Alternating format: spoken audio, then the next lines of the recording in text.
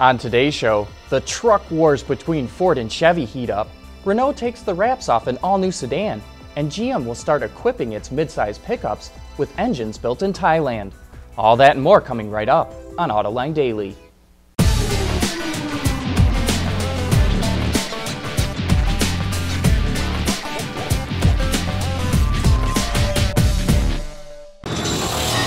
This is Autoline Daily for July 7th of 2015.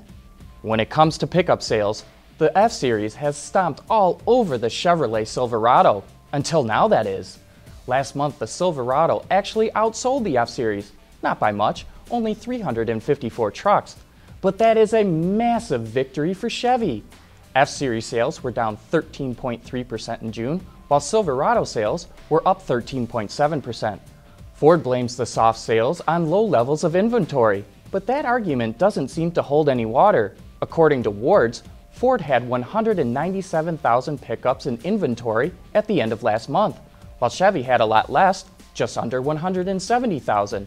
And now Chevy smells blood. It just released 3 YouTube videos making fun of the fact that the F-Series is made of aluminum. We expect this fight to escalate. Don't be surprised if it goes thermonuclear. A few months back, Toyota made big news when it named Julie Hamp the head of global communications at the company's headquarters in Japan. Not only is it unusual to see an American get that job, she was the first woman to ever hold that position. But Hamp was arrested a few weeks ago in Japan for allegedly importing illegal painkillers. Hamp resigned her position from Toyota, and today authorities announced she will not be prosecuted. Hamp's promotion had caused a lot of consternation in Japan, and this could hamper Toyota's efforts to diversify its executive workforce. We'll be back with more news right after this.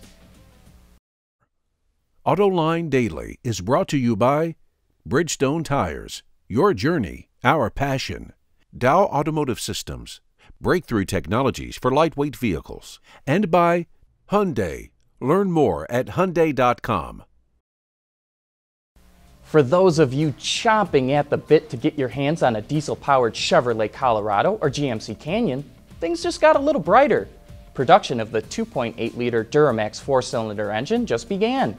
Interestingly, while the engine was engineered in Europe and the US to meet fuel economy and operating conditions, it will be produced at GM's $200 million powertrain facility in Thailand.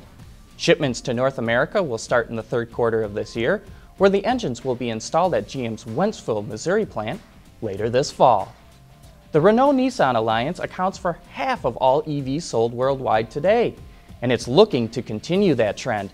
CEO Carlos Ghosn says they will announce more info about increasing the range of their EVs later this year, with the end goal of eliminating range anxiety. Ghosn is especially praising the all-electric Formula E racing series.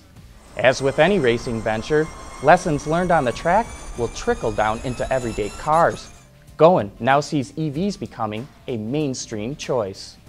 And coming up next, a look at a new sedan from Renault and a plastic leaf spring for compact cars. For the people at Dow, racing is a sport and a science. We enjoy one and learn from the other. But like most competitive people, we like winning at both.